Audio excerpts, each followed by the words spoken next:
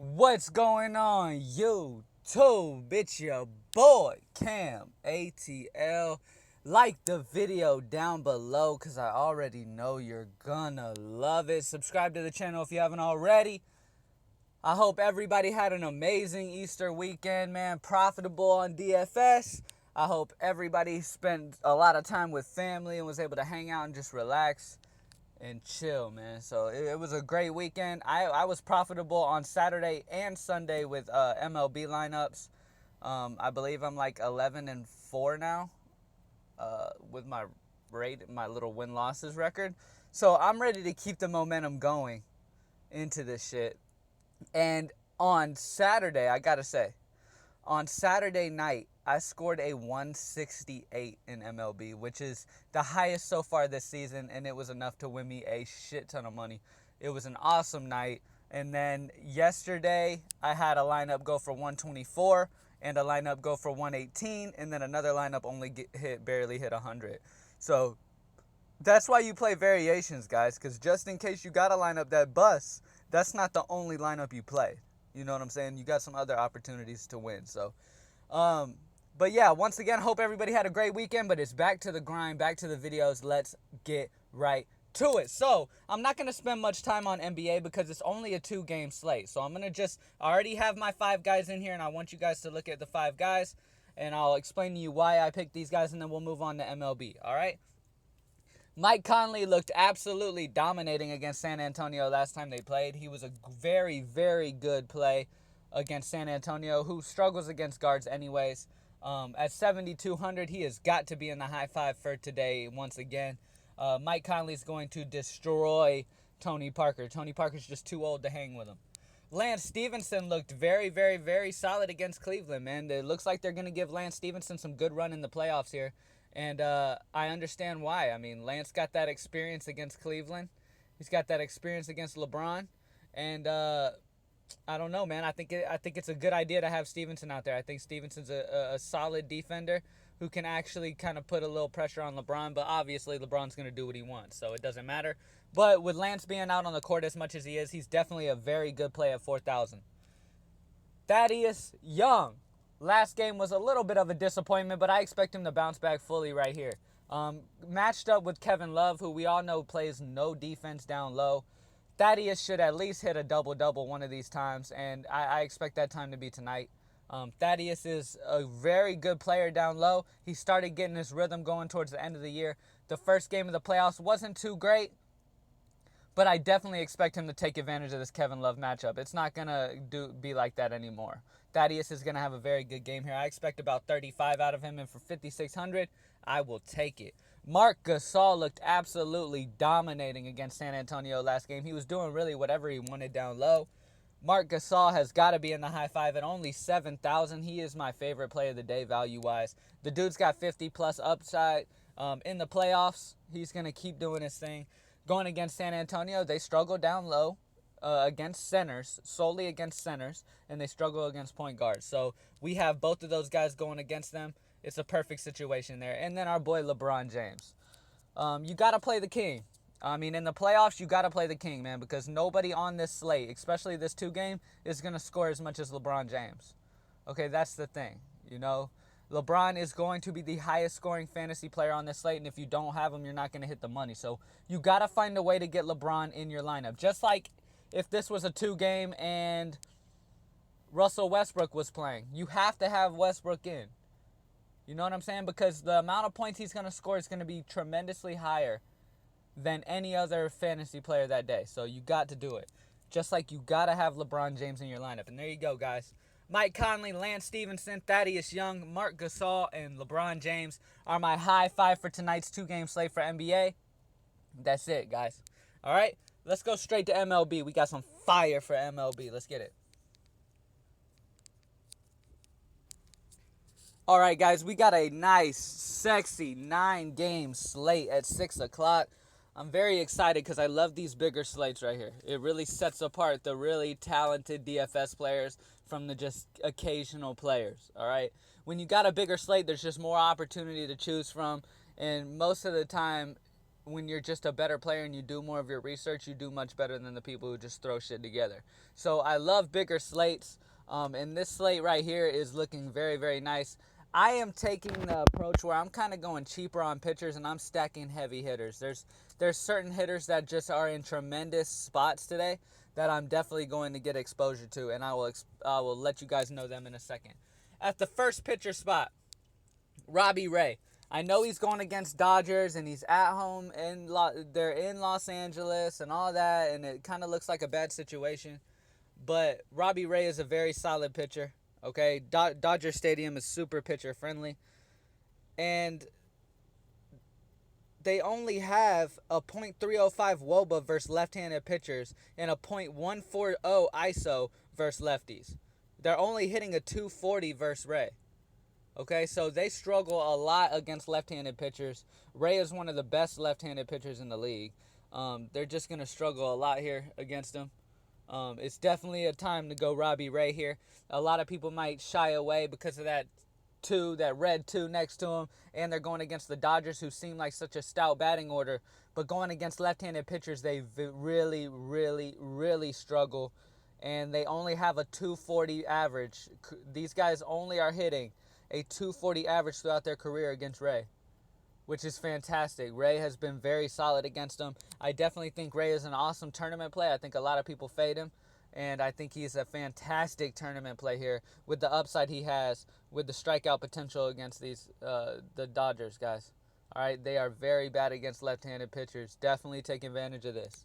All right, my next pitcher is my favorite value guy of the day. It's my little sleeper pitcher of the day, Jordan Montgomery for the Yankees. All right. As you look, his first game of the year, he got 7 strikeouts. He only played 4 innings. He only pitched 4 innings, and he got 7 strikeouts. If they allow him to pitch 6 innings here, he's going to have major upside here. And at only 6,000, I love Montgomery's potential here against the White Sox, who strike out a lot. Listen to this, guys. The White Sox have a high 23.6 K rate versus lefty pitchers, which is what Montgomery is. They have a .094 ISO versus lefties. They just straight up suck against lefties. It's another team that just sucks against lefties. The White Sox suck against lefties. Montgomery is at home in New York. He looked very good in his season opener. For only 6,000, I think this is a very big steal right here.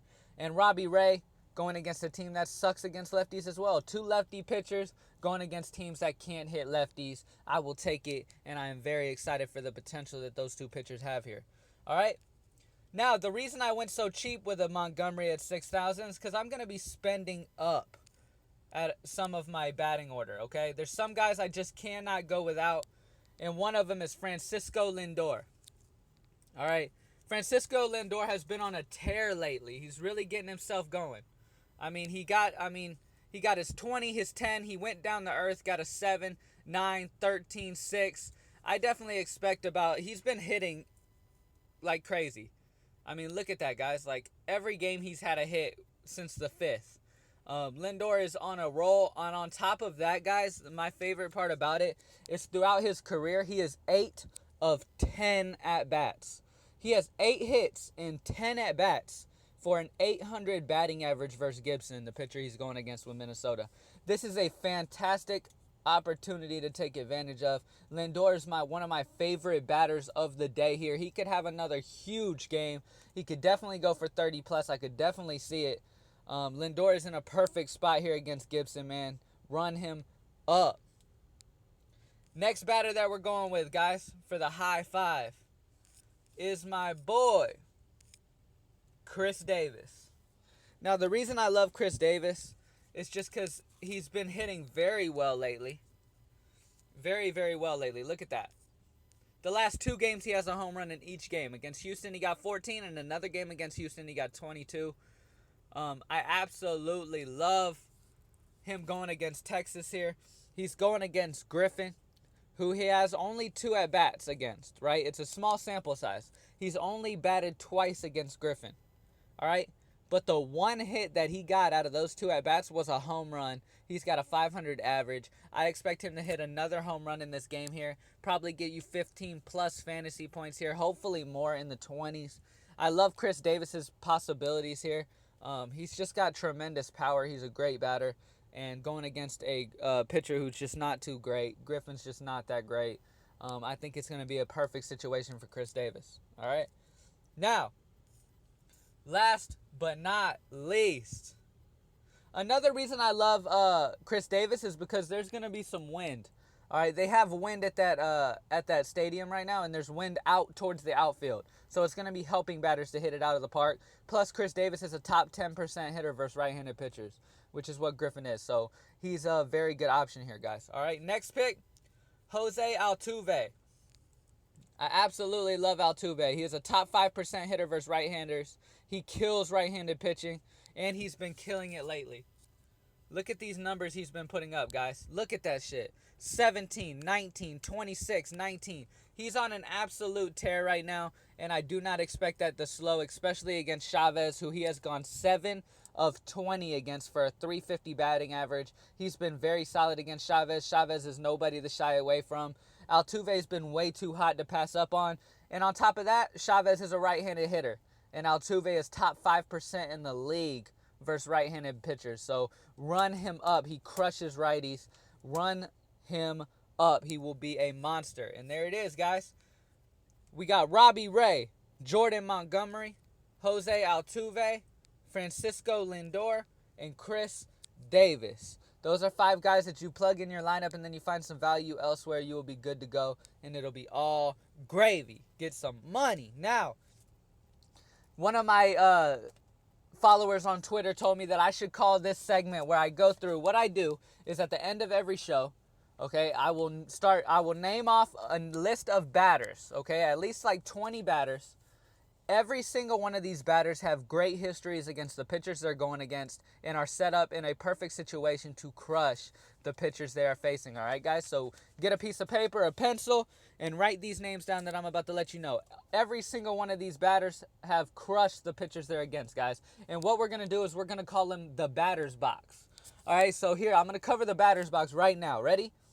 Francisco Lindor, Yan Gomez, Steven Vogt, Chris Davis, Jordy Mercer, Josh Harrison, Jose Altuve, Will Myers, Dexter Fowler, Jake Lamb, Paul Goldschmidt, Nick Ahmed, Evan Gattis, Carlos Correa, Yasiel Puig, Enrique Hernandez, Brian Dozier, Joe Mauer, and Max Kepler.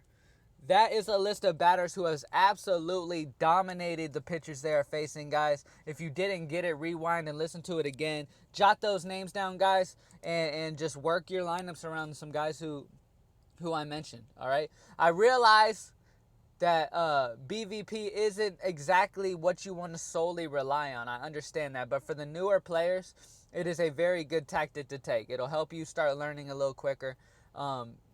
Looking at how they've done in the past, I don't care what anybody tells you. They can say, oh, what they've done against the past doesn't matter, blah, blah, blah, blah, blah. It does matter, all right? And anybody who says it doesn't matter is an idiot, all right? Isn't a fucking idiot. If somebody like Lindor, okay? Lindor has been to bat 10 times against Gibson, who he's facing, and has got 8 hits against him, batting an 800 average. Somebody with 10 at-bats and 8 hits against a pitcher, you definitely want to take advantage of, and you definitely want to run him up. Don't ever fade somebody like that because somebody says, oh, who cares what he done in his career. They're idiots if they're telling you that shit. So definitely run up guys who have a great history versus certain pitchers. I don't care what anybody says. Run that shit up. Good luck, everybody. I hope everybody kills it today, man. Hit me up for the lineup subscriptions. I got your fire. And let's get right to it, man. I appreciate everybody for watching, and I'm out.